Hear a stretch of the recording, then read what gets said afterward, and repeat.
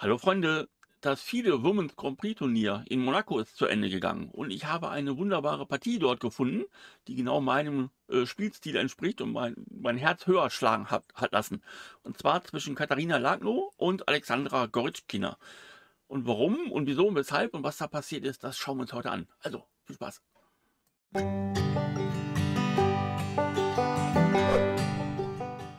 Und damit herzlich willkommen zurück hier auf meinem Kanal. Ich bin Jürgen, der Schachstratege, und hier geht es vorrangig um Schachstrategie, aber auch ein bisschen um Endspiele. Und wir versuchen nicht Engine Lines zu bewerten, sondern versuchen unser eigenes Köpfchen anzustrengen. Und ich werde euch meine Ideen, meine Gedanken zu dieser Partie oder zu allgemein zu den Partien erklären, meine Erfahrungswerte einbringen, in der Hoffnung, dass es euch was weiterbringt. Und da habe ich diese Partie hier von Katharina Lagno gegen Alexandra Gorytschkina. Hier gehen wir kurz durchs Eröffnung, schauen ein bisschen und dann werden wir relativ schnell im Endspiel landen, ja, und dann Turmendspiele, juhu! Schauen wir mal. Lagno eröffnete mit E2, E4 und eine offene Partie entwickelte sich. D4 ist eher ungewöhnlich, ja, aber ich dachte mir schon, oh, Mittelgambit, das wäre ja auch mal cool, ne? Aber durch Zurumstellung landeten wir hier dann entsprechend wieder im ganz normalen preußischen, im Zwei-Springer-Spiel, ja, dieses klassische mit D4. Und jetzt ist, naja, die Rochade hier eine der Hauptzüge. Und dann kommt Springer E4, gibt es wieder Berge von Theorie, ganz klar. Hier kam der Zug Springer G5. Der sieht natürlich, hui, lieber attackemäßig, ja, hier auf F7 aus. Und hat aber den Vorteil, durch den eingeschobenen Zug D2, D4 ist natürlich dieser Läufer hier schon frei.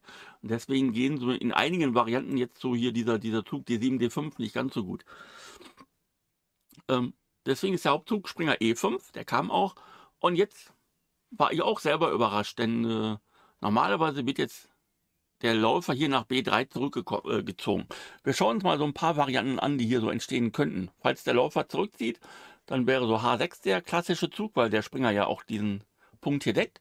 Jetzt muss der Gegenangriff kommen, damit man hier im Zentrum etwas angreift.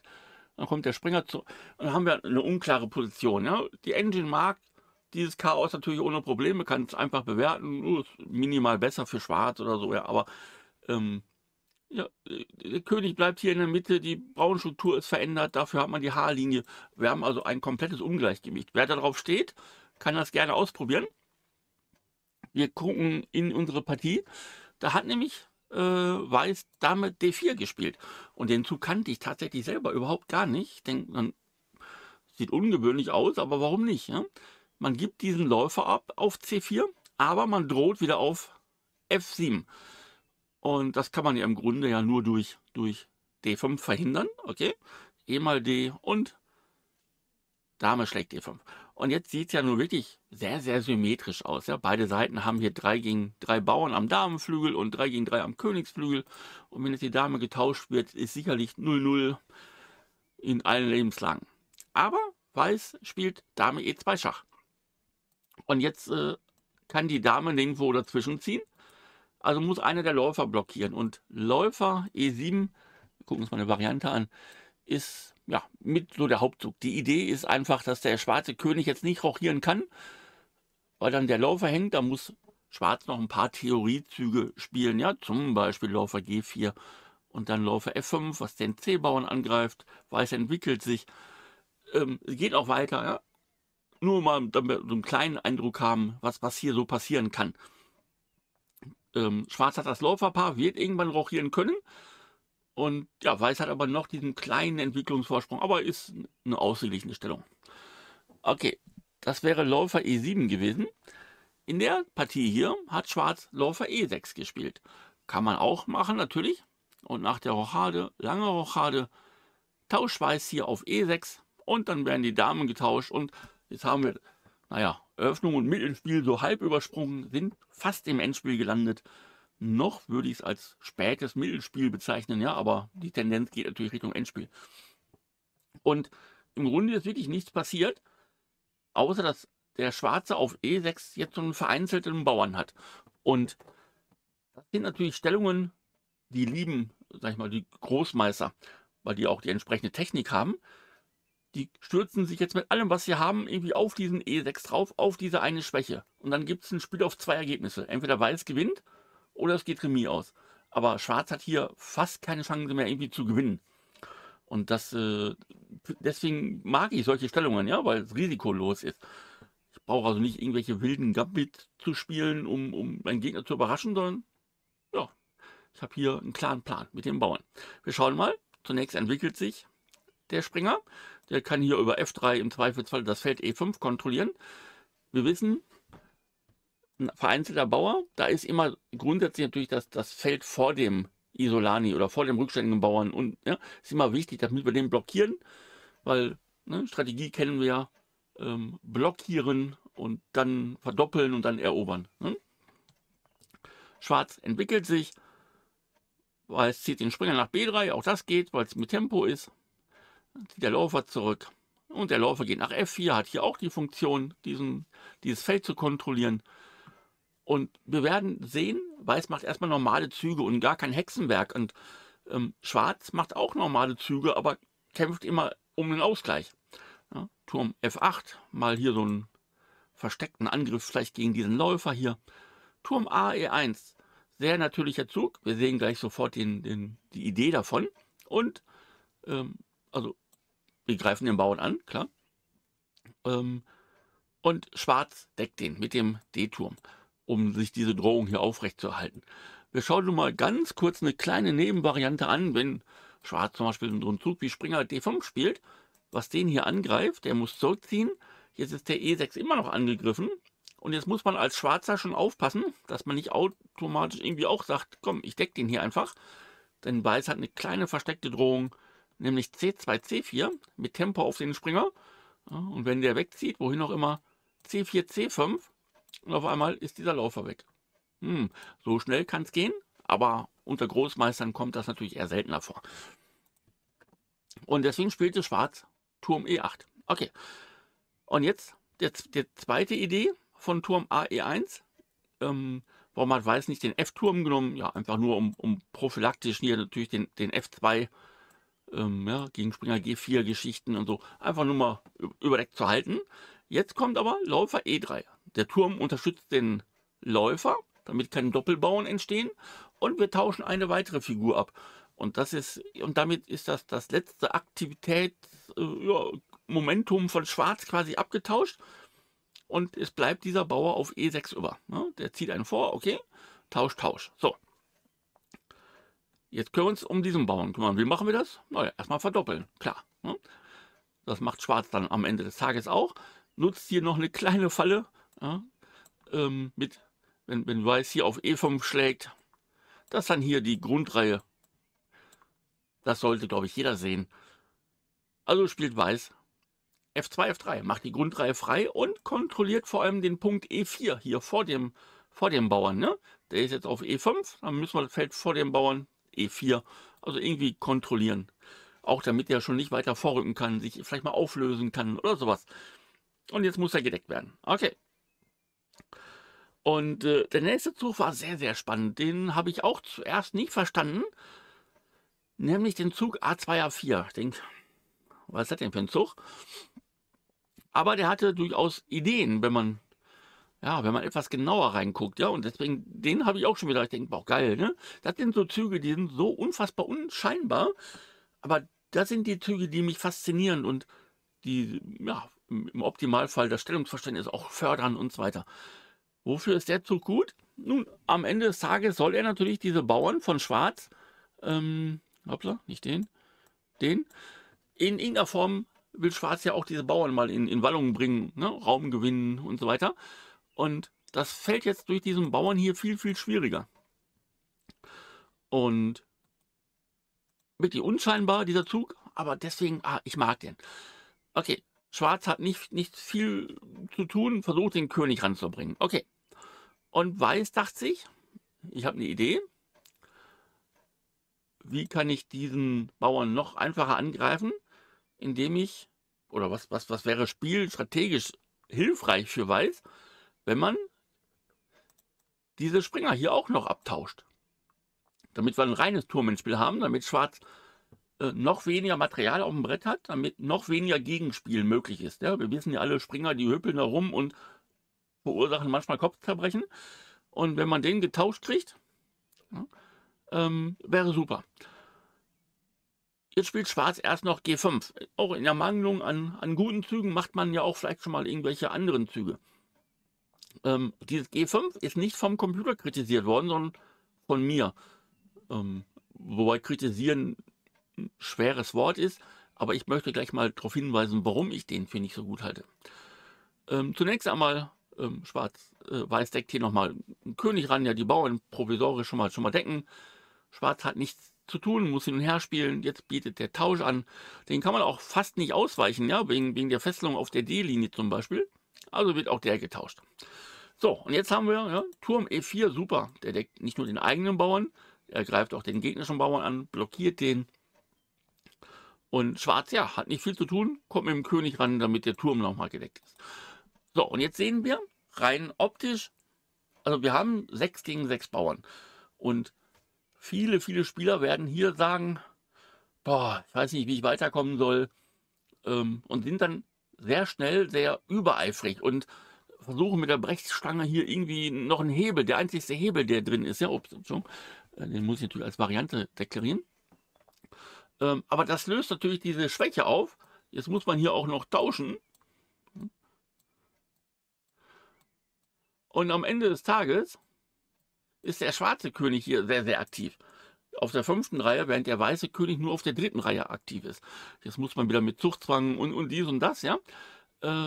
Macht die Sache definitiv nicht einfacher für Weiß.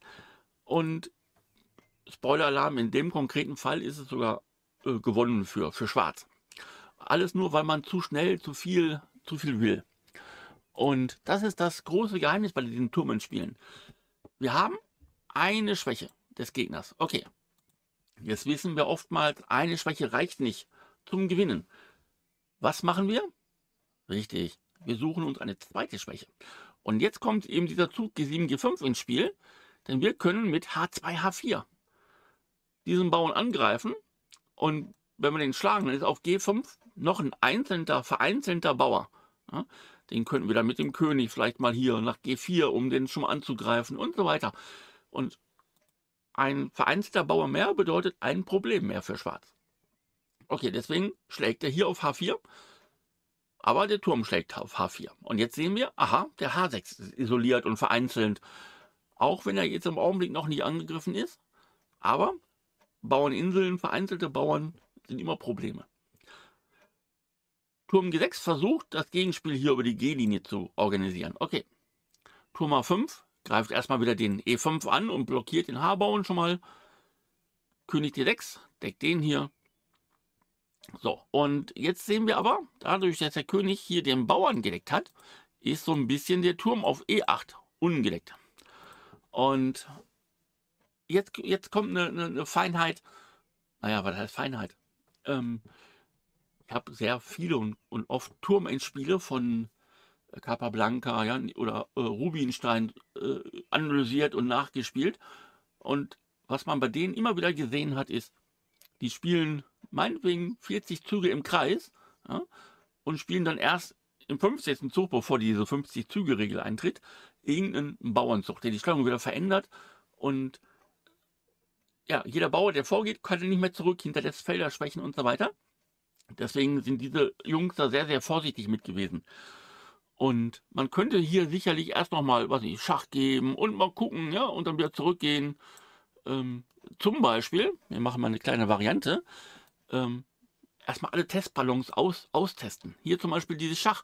Und der König muss sich entscheiden, gehe ich nach E6 oder C6. Und nur für den Fall, dass er nach E6 geht, weil er sagt, ja, ich bleibe da hier in der Nähe von meinem Bauern. Ja, und schon haben wir eine kleine taktische Wendung. Turm schlägt E5. Und dann holen wir uns über diesen Spieß, diesen Turm hier zurück und haben einen Bauern mehr. Diesen Testballon hätte man hier sicherlich nochmal starten können. Weiß hat hier sofort F4 gespielt. Fand ich ein bisschen früh, aber immerhin, ja, diese Fesselung auf der E-Linie ist natürlich nachvollziehbar. Und hier schlagen kann man nicht, weil es mit Schach ist, aber es nicht mit Schach ist. Ne? Und Von daher, jetzt greifen wir den Bauern hier ein drittes Mal an und Schwarz hat ein kleines Problem.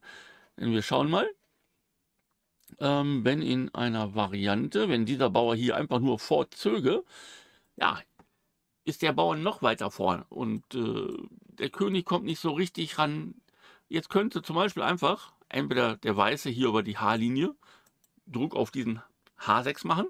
Er könnte aber auch sagen, ich gebe hier irgendwie Schachs und wenn der König wegläuft, dann hole ich mit den anderen Turm hier mal zurück und werde dann, ja, weil der König hier abgeschnitten ist, es ist natürlich noch ein hartes Stück Arbeit, überhaupt keine Frage, ja, aber ihr seht, wie viele Möglichkeiten es gibt und alle sind nur für den Weißen da. Und das macht die Sache für Schwarz extrem ungeschickt und anstrengend, vor allem auch über einen gewissen Zeitraum. Ja? Er muss ja hier bis zum Ende der Partie verteidigen. Und wir gucken wieder in die Partie.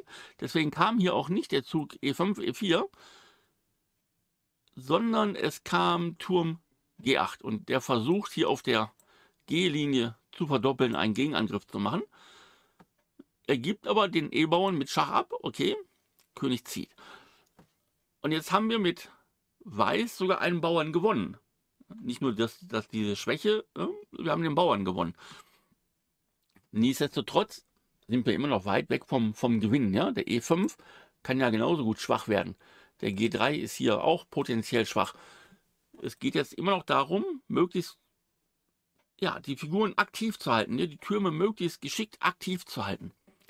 Nun zunächst einmal müssen wir diesen Bauern decken und der Turm geht nach C6 und schon sehen wir, aha, upsala, der C-Bauer ist angegriffen, okay, den müssen wir hochziehen. Dann kommt Turm G4, auf einmal ist der A-Bauer angegriffen. Ihr seht, Schwarz gibt alles und versucht, die Türme zu aktivieren. Stichwort Turkmenistan. Ja? Alle, die hier schon mal öfter vorbeischauen und die jetzt noch bei dem Video gucken, werden das hoffentlich wissen. Turkmenistan, Turmkönig, Material, Turmaktivität ist das A und O. Hm? Jetzt muss man den auch noch decken. So kam es auch. Und Schwarz, obwohl er diesen Bauern weniger hat, aber der ist ja noch nicht so richtig, wirklich gefährlich. Also noch nicht zumindest, ja. Wir sind hier tatsächlich immer noch in der Nähe vom Ausgleich. Und alles nicht so einfach, keine Frage. Es kam Turm C, G6, versuchte den Druck hier auf den G3 aufrecht zu erhalten. Ja, immerhin der E3-Turm ist dadurch gebunden, aber immerhin der H-Turm ist jetzt etwas freier. Zunächst einmal geht Weiß aus dieser Fesselung hier raus. Jetzt kommt der König und jetzt der Turm F3. Was ist die Idee? Na, ich halte den natürlich gedeckt und der ist gedeckt. Turm E4, greift den an und aha, Turm hinter dem Bauern, gute Sache. Was hat sich denn Weiß bei Turm F3 gedacht? So richtig freiwillig gibt man ja hier diese Stellung hinter dem Freibauern erstmal nicht auf. Aber die Idee davon war, jetzt mit Turm F6 diesen Turm zu tauschen. Der muss ja schlagen. Wir schlagen. So, und jetzt haben wir hier schon mal einen Freibauern. Und jetzt könnt ihr euch mal überlegen, was würdet ihr hier mit Schwarz spielen? Ja, der erste Zug ist König F6, den man so überlegen könnte. Das ist der Partiezug, den gucken wir uns sofort an. Wir könnten aber auch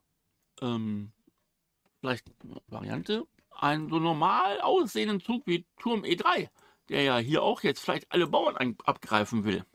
Aber der hat ein kleines Problem, denn jetzt fällt der H6, der F6 bleibt auf dem Brett und selbst wenn der C3 fällt und der B3, jetzt hat Schwarz einen Bauern gewonnen, aber, und jetzt sind wir wieder beim zweiten Kernsatz aller Turmendspiele, die Qualität der Bauern ist wichtiger als die Quantität der Bauern. Und diese Bauern hier am Damenflügel, der F6 und der G-Bauer, die sind weiter vorne und können hier viel leichter unterstützt werden, auch vom eigenen König. Die haben eine viel höhere Qualität und deswegen steht Weiß hier komplett auf Gewinn. Und wir gehen hier in unsere Ausgangsstellung zurück. Und deswegen dachte sich Schwarz, okay, dann schlage ich diesen Bauern. Aber das war auch nicht ganz glücklich. Naja, Weiß schlägt natürlich auf H6 mit Schach. So, und jetzt hier auch wieder so ein typisches, praktisches Beispiel. Kleine Anekdote, ich habe letztens einen Kommentar gefunden zum Turmendspiel und ich soll nicht bei jedem Zug darauf hinweisen, dass die praktische Bedeutung eines jeden Zuges so hoch ist. Deswegen mache ich es jetzt nur mal vereinzelt hier. Ja. Im Grunde, wir haben ja alle keine Engine und wir haben keine Table Base und so weiter im Kopf. Und wir müssen uns einfach aus praktischen Gründen, Intuition oder wie auch immer, selber für eigene Züge entscheiden hier immer. Wo gehen wir mit dem König hin? Ja? Und je nachdem, wo wir hingehen, das hat immer langfristige Auswirkungen. Und in dem Fall ging der König nach G7. Wäre ich sogar auch im praktischen Beispiel, weil ich einfach hier in der Nähe von diesem G-Bauern bleiben wollte und Turm H7 Geschichten verhindern wollte. Kleines Problem ist, dass der König jetzt auch sehr weit vom Damenflügel entfernt ist. Aber andererseits, ja, wenn wir jetzt genau andersrum spielen und hier gehen nach E7, dann zum Beispiel Schach, jetzt ist der König sehr weit weg hier vom G-Bauern, ja, und der droht zu laufen. Deswegen, manchmal muss man schwere Entscheidungen treffen und es gibt keine richtige. Das ist natürlich ganz bitter dann, aber ja, so ist das Leben. Deswegen mag ich Turmendspiele. In der Partie kam König G7. Jetzt Turm H4. Okay, holen erstmal ein Tempo auf den Turm. Der Turm darf nicht tauschen, ja. Wir wissen alle, Bauernendspiel mit Minusbauern ist sowieso nicht gut. Wir müssen den Turm immer auf dem Brett halten, ist egal was passiert. Turmendspiele sind leichter Remis zu halten als Bauernendspiele. Also Turm E3, greift den hier an, aber Turm C4, schönes Manöver. Ne? Den Turm entlang der 4. Reihe, Tempo gewinnen auf den C7 und ich decke den eigenen Turm.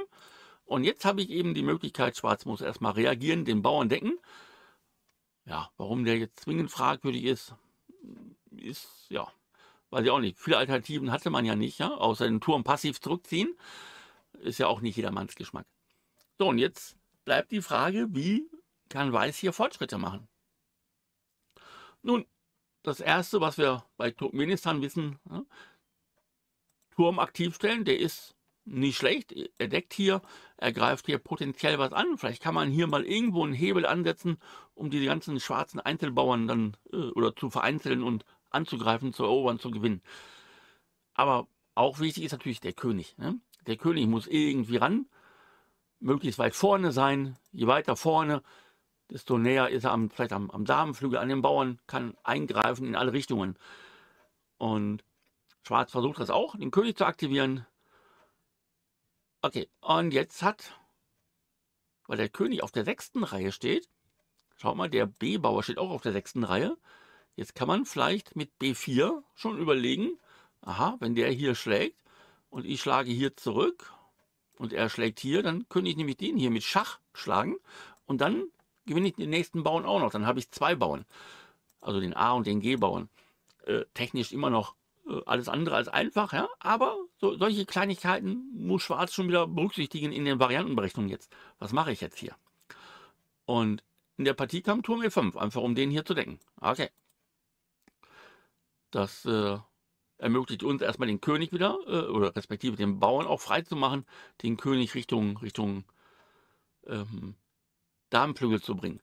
Warum geht der König nicht nach F4? Ja, einfach um dieses Schach hier zu vermeiden. Nicht, dass es entscheidend ist, ja, aber hier kann ich jetzt auf dieses Schach im Zweifelsfall den Turm dazwischen ziehen. So, Schwarz, was soll er machen? Turm D5, okay. Jetzt geben wir hier einen Schach und Schwarz muss sich wieder entscheiden. Gehe ich nach E6, entferne ich mich vom G-Bauern. Gehe ich nach G6, entferne ich mich vom Damenflügel. Was tun? In der Partie kam König G6. Und das bedeutet, der weiße König hat am Damenflügel relativ Möglichkeiten. Okay, der Turm geht nach G5, greift den an. G4, den müssen wir denken. Und jetzt droht der König über D3 nach C4, vielleicht nach B5 zu gehen und hier sich alles einzuverleiben und die Partie zu gewinnen. Denn der Turm schneidet die F-Linie ab und ja, der König ist einfach nicht im Spiel. Ne? Und hier hat Schwarz jetzt aber auch wirklich schon massive Schwierigkeiten, sinnvolle Züge zu machen. Und er hat B7, B5 oder B6, B5 gespielt, in der Hoffnung, ein paar Bauern zu tauschen. Wir wissen, als Verteidiger will ich Bauern tauschen. Als Angreifer will ich Bauern auf dem Brett halten. Gut, aber der droht jetzt, den muss ich schlagen. Jetzt kam C schlägt B4. Und das ist die Idee, wenn Weiß nämlich jetzt hier, sag ich mal, nicht aufpasst und materialistisch denkt, den Bauern auf B4 schlüge, käme Turm schlägt B5. Jetzt hat Weiß immer noch einen Bauern mehr, aber jetzt ist der B-Bauer angegriffen und jetzt hat der schwarze König vielleicht auch mal Platz hier für nach G5 zu gehen. Und das ist eine technisch sehr, sehr anspruchsvolle Aufgabe hier für Weiß, diese Stellung zu gewinnen. Viel einfacher ist es natürlich, wenn wir jetzt hier mit C3, C4 uns zwei Bauern, der eine deckt den anderen und im Zweifelsfall selber einen Freibauern bilden können. Ja, der Bauer sieht gefährlich aus, aber seien wir ehrlich, ja, sowohl der König ist im Quadrat, als auch der Turm könnte natürlich jederzeit hier zurückkommen und den aufhalten. Also eine Gefahr ist ja schon mal gar nicht. Hier kommt der König einfach ran. Wir halten hier diese beiden Bauern gedeckt. Gehen ran. Okay, Schwarz hat jetzt geschafft, diesen Bauern zu behalten und den Turm zu aktivieren, aber wie soll der Turm von hier hinten irgendwie diese Bauern aufhalten? Ja. Er geht hinter diesem Bauern, okay, C5. Ja, und schon kommt C5, C6 und dann im Zweifelsfall jetzt auch der Turm nach C4 und dann wird der Bauer unterstützt und dann fällt der Bauer und alles fällt.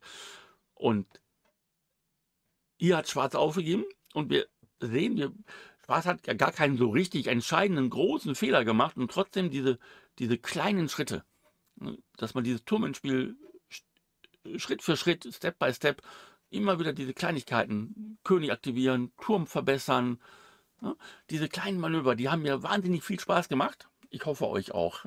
In dem Sinne sage ich besten Dank für eure Zeit. Bis zum nächsten Mal. Und wer noch mehr zu diesem Thema wissen will, der schaut sich gerne links dieses Video an oder schaut sich ansonsten einfach noch weiter auf meinem Kanal um. Vielen Dank fürs Reinschauen und bis zum nächsten Mal.